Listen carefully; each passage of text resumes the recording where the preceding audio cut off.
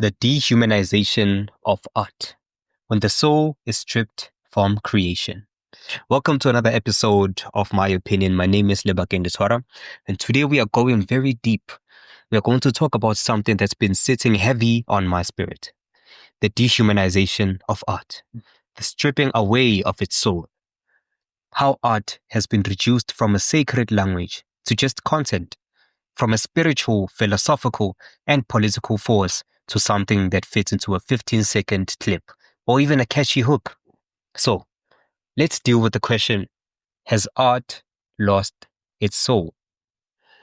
Firstly, in African tradition, art was never separate from life. It was a part of our prayers, our protests, our healing, and our heritage.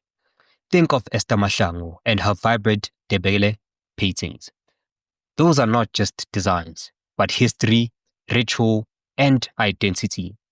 Think of Vusi Mahlasela, whose voice has always been filled with purpose, with echoes of struggle and hope. Our ancestors didn't create this art for applause. They created it to communicate with the divine, to preserve truth, and to remember. But somewhere along the way, we lost the spiritual eye. We stopped asking ourselves, what is my art for? And now the question has become, will this trend or will this go viral? Today, a song that tells the truth might never get playlisted. A painting that confronts injustices might never make it to a gallery. A poem that questions the system might be too sensitive for the algorithm. But this is not how it's supposed to be. Let's go back again. Now, think about Fela Kuti.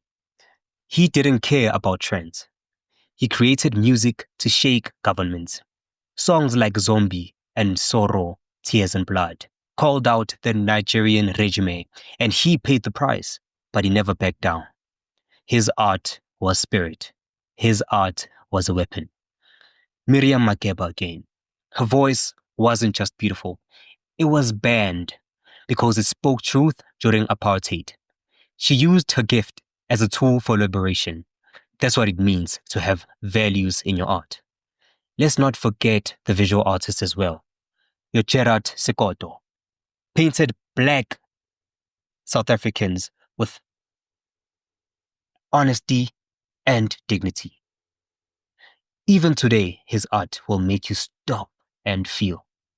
It doesn't just look good, it speaks to you. In literature, we have Wole Soyinka and Ngũgĩ wa Thiong'o. Those have always used their pens to confront the system. Ngũgĩ said, the artist has always functioned in African society as the voice of vision and the one who sees beyond. But today, vision has been replaced by visibility, and there's a big difference between those. We need to be honest. This new world of content creation has stolen something from us. We are trained to create faster, shinier, empty things. And slowly the art is losing its meaning. I honestly think it already has. It no longer challenges us. It doesn't invite us to reflect. It doesn't connect us to anything greater than ourselves. But it's not too late. We can bring the soul back into art. We just have to stop being afraid to feel. We need to stop being afraid to stand for something or to say something. Let's support artists who speak the truth, even when it's most uncomfortable. Let's celebrate work that doesn't just entertain, but also educates, uplifts, or questions.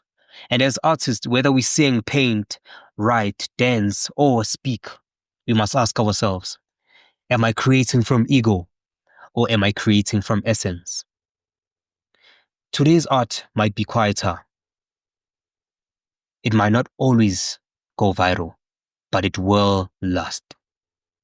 Because anything rooted in truth will always stand the test of time. So when you create from your bones, from your beliefs, and from your spiritual eye. And if the world calls it too deep, too serious, or not marketable, remember, That's exactly the kind of art we need more of. Now, thank you for listening. Stay rooted, stay real, and never stop creating with intention. Thank you for listening to this episode of My Opinion. I really hope you'll join again next time. And also, please do share your thoughts and opinions on this matter. Until next time, bye-bye. Free audio post-production by alphonic.com.